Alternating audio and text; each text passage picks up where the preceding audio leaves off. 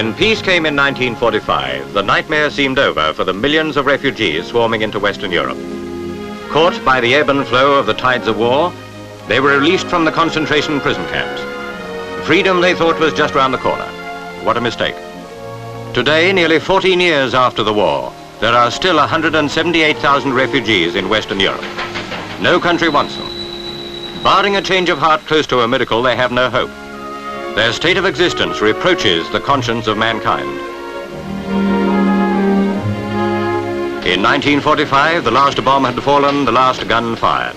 Soon they believed they could go back to the homelands from which war thrust them out. And many did return, but not the 178,000. For one reason and another, they can't go home.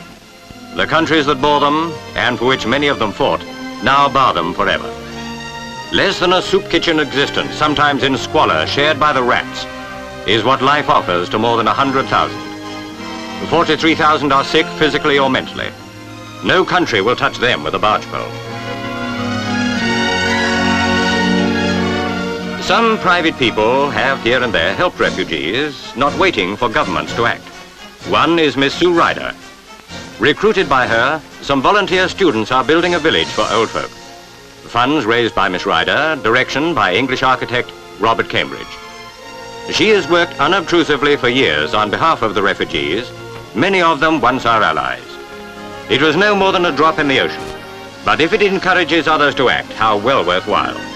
That famous charity organization, the Variety Club, which has raised £200,000 for good causes, paid tribute to Miss Ryder at a recent luncheon. She said then how much she dislikes the terms displaced persons and refugees.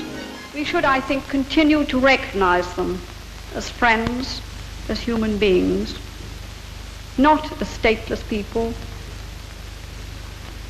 or just as victims, whether they are in Poland or on this side of the Iron Curtain.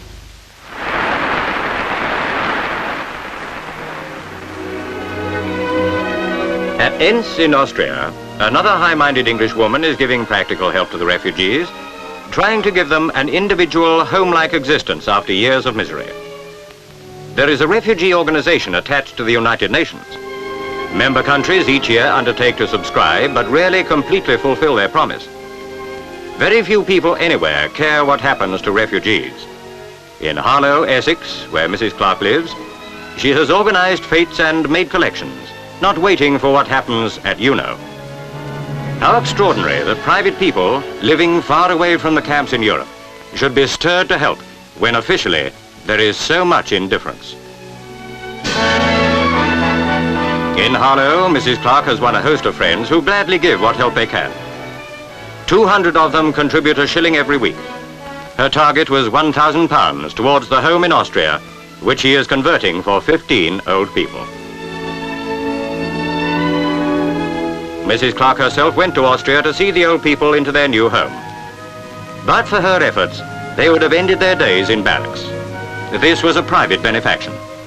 The problem of the 178,000 refugees can be completely solved only if all Western countries agree to take their share. There is no indication as yet that they will ever do so. How fortunate for the old people here that women like Miss Ryder and Mrs. Clark have not waited for officialdom to act.